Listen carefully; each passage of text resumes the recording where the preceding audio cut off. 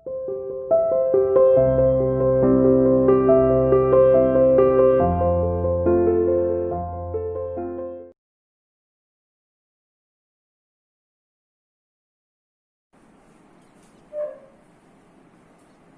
Student, welcome to CR international online classes.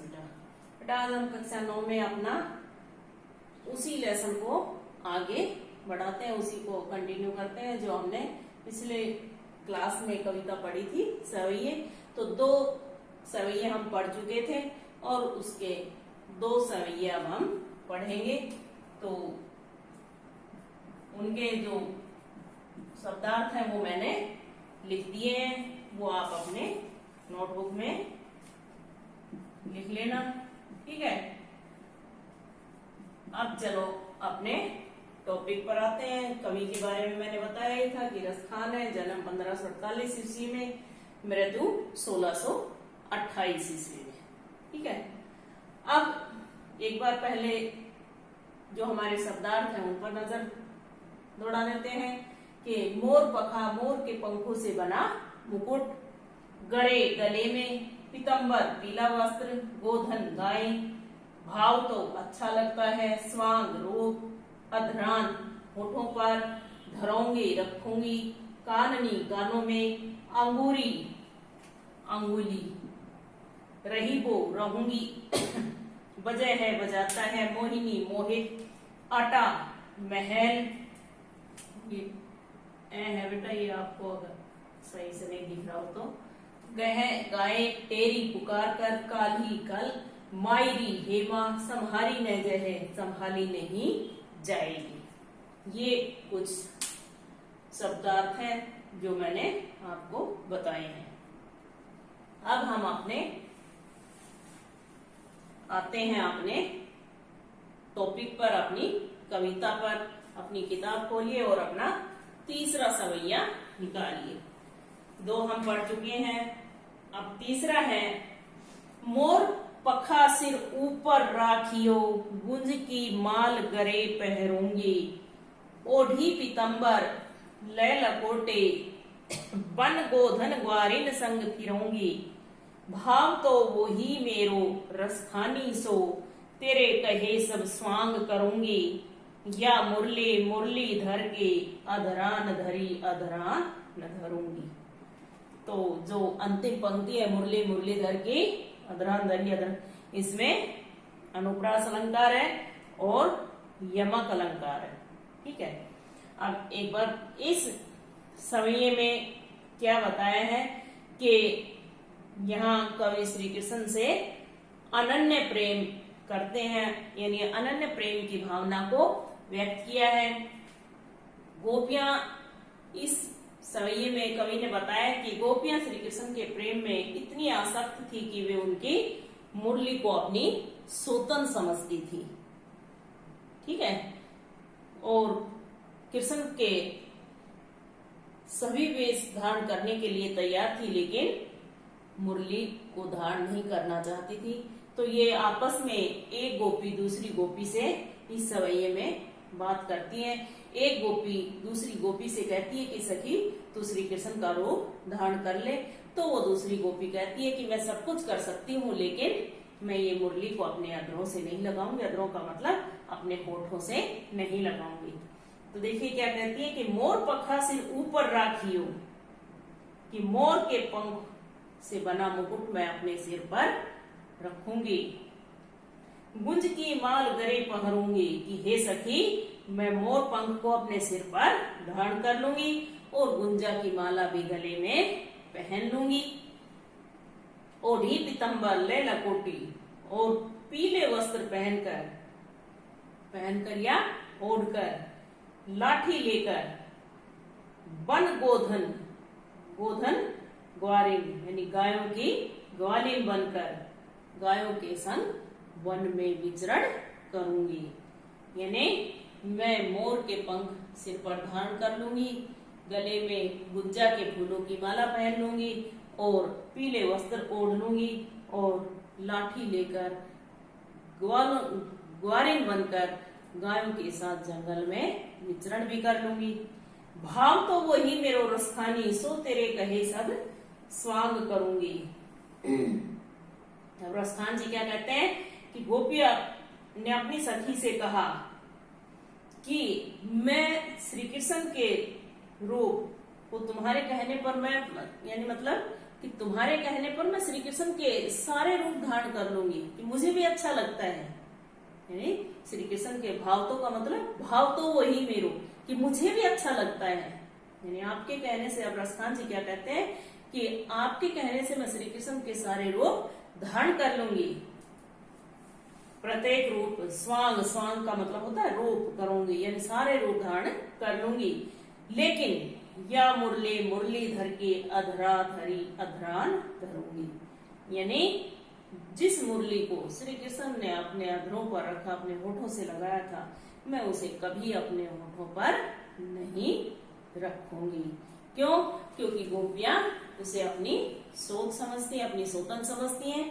उनको लगता है कि श्री कृष्ण मुरली की तरफ अधिक ध्यान देते हैं। अगर ये मुरली ना हो तो वो हमारी तरफ ध्यान दे, वो अपना पूरा समय मुरली को देते हैं, मुरली बजाने में ही व्यस्त रहते हैं। अगर मुरली ना हो तो हमें थोड़ा सा समय दे पाए, इसलिए वो मुरली को अपनी सोतन समझती है। ठीक है बेटा। तो अगला जो सवैया है हमारा चौथा, उसमें क्या है, काननी दे अंगूरी रही बो, जब ही मुरली धुनी मंद बजेगी। मोहिनी तानन सो रस खानी, अटा चढ़ी गोधन गहे तो गहे। तेरी कहो सिगरे ब्रज लोगानी, काल ही को कितनी समूझई। मायरी वा मुख की मुस्कानी, संहारी न जहे न जही न जहे। अब क्या कहती है गोपी अंत में कि काननी, काननी मतलब कानों में, दे अंगूरी, अंगूरी अंगुली दे डाल लूंगी, रही वो रहूंगी। जब भी, यानी मैं अपने कानों में उंगली डाल लूंगी, जब भी, कब, मुरली धुनी मंद बजेगी, कि जब श्री कृष्ण मंद मंद मुरली की मधुर धुन बजाएंगे, तब मैं अपने कानों में उंगली डाल लूंगी। क्यों? क्योंकि मैं उस मुरली की धुन नहीं सुनूंगी। यानी जब श्री कृष्ण मुरली की मधुर और मंद धुन बजाएंगे, तब मैं अपने कानों में उंगली डाल लूंगी, उस मुरली की धुन में नहीं सुनूंगी। मोहिनी तानन सो रसखानी, अटा चढ़ी गोधन गए। अब क्या कहती है कि जब श्री कृष्ण महल पर, अटा का मतलब होता है महल पर चढ़कर मोहिनी तान में गोधन के गीत गाए तो बेशक गाते रहे। यानी गए हैं तो गए कि बेशक गाते रहे। यानी मोहिनी तान में, मन मोहिनी होता है मन को मोहने वाली, अपनी ओर आकर्षित करने वाली, कि कहती है कि जब श्री कृष्ण महल पर चढ़कर, अटारी पर चढ़कर गायों के मोहिनी तान वाले अगर गीत गाएं तो बेशक गाते रहें। ठीक है। तो मैं उन्हें भी नहीं सुनूंगी, यानी मुझे उनसे कोई मतलब नहीं है कि वो महल पर चढ़कर मोहिनी तान में गायों के गीत गाए तो बेशक गाते रहे, मुझे कोई मतलब नहीं है। तेरी कहो सिगरे ब्रज लोगानी, काली को कितनो समझे। कि तेरी का मतलब होता है पुकार कर, जोर से चिल्ला कर, कहो कहती हूँ, सिगरे सारे, ब्रज लोगानी ब्रज के लोगों, कि मैं तो जोर से चिल्ला कर पुकार कर कहती हूँ सभी ब्रज के लोगों से, काल ही को कितनो समझ, कि कल फिर कोई मुझे कितना ही समझाए। समझ गए कि मैं आज मतलब जोर से बता रही हूँ, चिल्ला कर कह रही हूँ ये बात कि ब्रज के लोग कल फिर मुझे कोई कितना ही समझाने का प्रयास करें। मायरी वा मुख की मुस्कानी, संहारी न जही न जही। और अंतिम पंक्ति में गोपी अपनी माँ से कहती है कि हे माँ, श्री कृष्ण की जो मुख के मुस्कान है, मंद और मुस्कान है, वो इतनी प्रभावशाली है, इतनी मोहने वाली है, इतनी मोहक है कि वो संभाली नहीं जाती, कि मैं उसे नहीं संभाल सकती। यानी श्री कृष्ण की जो मुरली की धुन है उससे भी अधिक प्रभावशाली उसकी चेहरे की मुस्कान है जिसे मैं संभाल नहीं पाऊंगी। ठीक है, यानी कहने का मतलब क्या है कि श्री कृष्ण के बांसुरी की जो मधुर ध्वनि और गोधन के जो मोहिनी तान है वो भी इतनी प्रभावशाली नहीं है जितनी कि उनके मुख की मुस्कान है, उनके चेहरे की मुस्कान है। मैं कृष्ण की मुस्कान से किसी प्रकार से बच नहीं पाऊंगी, अर्थात मैं जब उनके चेहरे की मुस्कान देखूंगी, उनके मुख की मुस्कान देखूंगी तो मैं अपने आप पर काबू नहीं रख पाऊंगी, कहने का मतलब है। ठीक है, तो ये हमारी आज कविता कंप्लीट हो जाती है। तो ये जो हमारा 14 तारीख को 14 सितंबर को जो हमारा पेपर होगा उसमें ये जो अब दोनों कविता हमने पढ़ी है, वाक और जो सवैये, ये दोनों कविता आएंगी, और अलंकार जो हमने अभी रिवाइज किए थे तो वो अलंकार आएंगे। तो थोड़ा और एक बार फिर से ऐसे सरसरी तौर पे हम फिर से रिवाइज कर लेंगे उनको। ठीक है, जब तक 14 तारीख आएगी तब तक एक बार उनको भी रिवाइज कर लेंगे। ठीक है बेटा, और कोई इनके जो प्रश्न उत्तर होंगे वो मैं आपको असाइनमेंट में भेज दूंगी, लिख के भेज दूंगी, या बुक में से जैसे भी मेरे को मिलेंगे वैसे ही मैं आपके पास, वो आपको याद भी करने हैं और अपनी नोटबुक में लिखने भी हैं। ठीक है, क्योंकि उन्हीं में से हम एक एक नंबर के क्वेश्चन बनाते हैं। और बेटा पेपर को एक बार अच्छे से क्वेश्चन को पढ़ो और फिर चारों ऑप्शन पढ़ो ध्यान से और फिर उसका आंसर सेलेक्ट करो। ठीक है, और आंसर जब सारा यानी पूरा पेपर आप कर दो, सोल्व कर लो, उसके बाद आप एक बार सबमिट करो। ये नहीं है कि एक बार किसी नाम से कर रहे हो, एक बार किसी नाम से कर रहे हो।